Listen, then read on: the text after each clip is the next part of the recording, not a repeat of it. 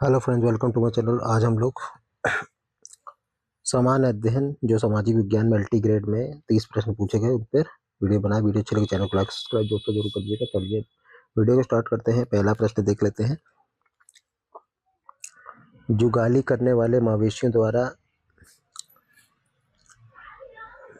Enteric formation के दौरान कौन सी गैस उत्पादित होती है या निकलती है? मीथेन।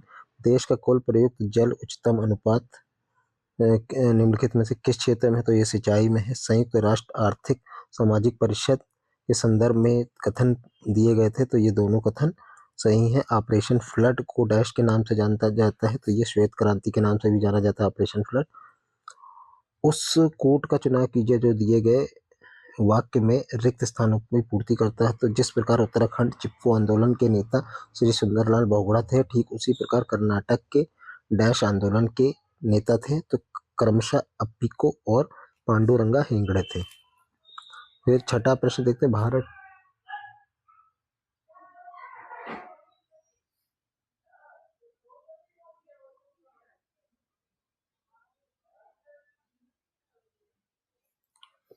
भारत छोड़ो आंदोलन के दौरान पहला समांतर सरकार कहाँ बनाया गया था? तो ये सतारा में बनाई गई थी। फिर नीचे अभिकथन दिया गया था, तो इसका आंसर ए सत्य था पर किंतु आर गलत था। भारतीय संविधान के निम्नलिखित में से कौन से अनुच्छेद में धार्मिक स्वतंत्रता की गारंटी दी गई है? तो 25 से 28 के बीच में दी गई है। संसद में राष्ट्रीय ग्रामीण रोजगार गारंटी अधिनियम नरेगा कब पारित हुआ? तो नरेगा आपका 2005 में आया। फिर निम्नलिखित में से कौन सा भारतीय संविधान का अभिरक्षक है? तो सर्वोच्च न्यायालय है। व्यक्तिगत सत्याग्रह के पहले सत्याग्रही का नाम था विनोबा भावे। जंतु जगत का सबसे बड़ा संघ है आर्थ्रोपोडा। ऑरेंज इकोनॉमी मुख्य रूप से किस क्षेत्र को संदर्भ करती है? तो रचनात्मक और सांस्कृतिक उद्योग को करती है। आजाद हिंद फौज का समर्थन किया था भारतीय स्वतंत्रता लीग ने।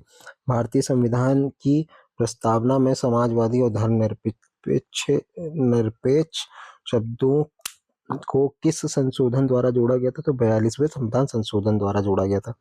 2011 के जनगणना के अनुसार भारत में साक्षरता दर, तो 2011 के अनुसार भारत में साक्षरता दर आपकी 74% थी। दंत क्षय प्रारंभ हो जाता है जब मुख्य का पीएच मान कम होता है 5.5 से। निम्नलिखित पर विचार कीजिए और उन्हें सही कला अनुसार सबसे पहले से आखिरी तक व्यवस्थित करना था। तो 3, 4, 1, 2 पीएम। अब इसमें देखिए, अब अच्छा प्रश्न पूछा गया था।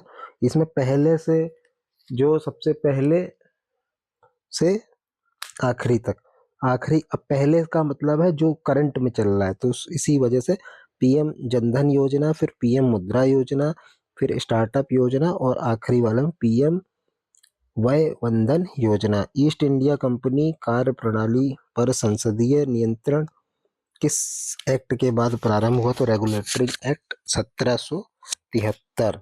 निम्नलिखित में से कौन सा युग्म संस्थान भूमिका सही सुमेलित नहीं है? तो डी ऑप्शन था। ब्रिटिश भारत में स्थापित प्रथम विश्वविद्यालय था कलकत्ता में।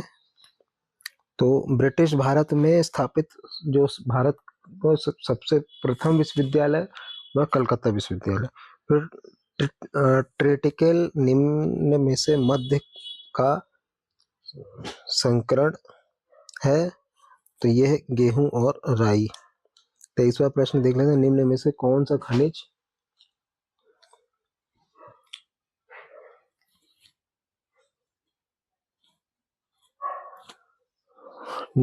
कौन सा खनिज वाष्पीकरण का परिणाम स्वरूप विशेषकर मरुस्थलीय क्षेत्रों में बनता है? तो ये जिप्सम।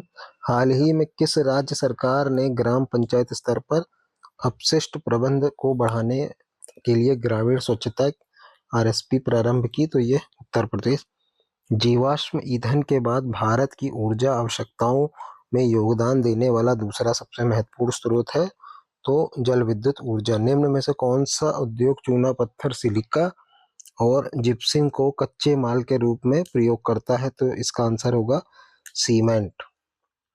भारतीय अर्थव्यवस्था की विशेषता है, तो यह कृषिगत एवं कृषि आधारित अर्थव्यवस्था।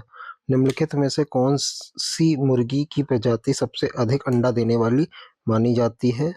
तो लेगहॉर्न। लेगहॉर्न सबसे ज्यादा अंडा देने वाली प्रजाति होती है।